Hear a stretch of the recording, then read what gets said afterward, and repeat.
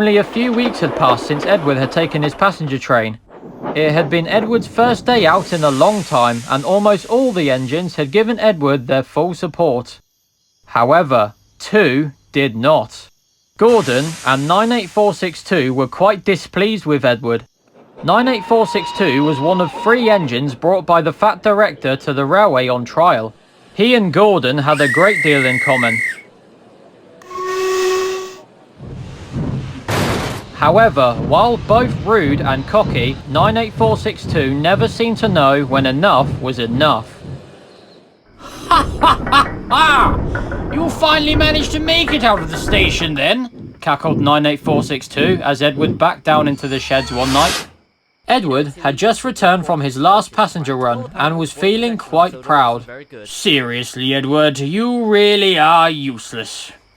I'm sure we'll be hearing plenty of complaints from the passengers tomorrow.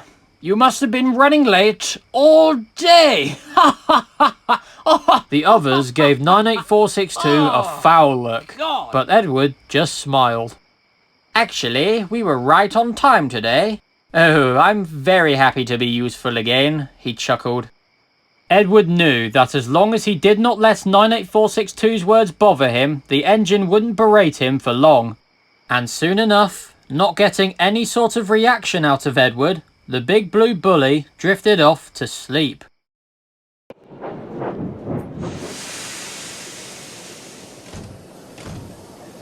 As Edward was now working regularly on passenger trains, the Fat Director extended the timetable to run later in the evenings. This now meant Edward, Gordon and 98462 would be running the passenger services all across the island. Edward had his doubts, but was determined to work his hardest. Fortunately for him, he ran the loop line, so only saw Gordon and 98462 at the big station. The weeks passed. Edward thought his trains were getting heavier and heavier, or he was getting older and older. The other engines noticed this and offered to help. No, thank you, panted Edward. You have your own trains to manage. We can't upset the Fat Director's timetable. Little did Edward know that 98462 heard everything and made a plan. Next morning, Edward arrived at the big station to collect his first passenger train. When he arrived, he saw there was no coaches. Thomas must have woken up late again, he thought. He was just about to go collect some more when 98462 came hooting and wheeshing into the platform with Edward's coaches. No need to fret, he said snootily. I'll be taking your train today. We mustn't upset the Fat Director's timetable now. He laughed loudly as the guard blew his whistle and set off. Edward was upset, but he thought it best to get on with his work. That evening, Edward was backing into his berth as 98462 was boasting loudly. We don't need Edward anymore. I've proven I can manage 2 trains at once. Why keep him around when all he does is get in the way? Oi, I'll have you know that Edward built these rails that you run on, fumed Thomas. Without him, none of us would even have a railway to work on. Well, he's a thing of the past now, 98462 interjected. Us bigger, tender engines are faster, stronger, and much more up-to-date than old iron over here. Edward finally gave up. He decided to take a stand against 98462. The next morning, he woke up earlier than usual to collect his coaches and make it to the platform before 98462. The yard was silent, and Edward felt sure that he had beaten him. And what do you think you're doing? Fussed 98462. Edward tried to sound brave. Collecting my coaches for my passenger train. I don't think so, 98462 growled. You are nothing but slow and old. You are going to sit in the sheds and wait to be sent away. Or even better, scrapped.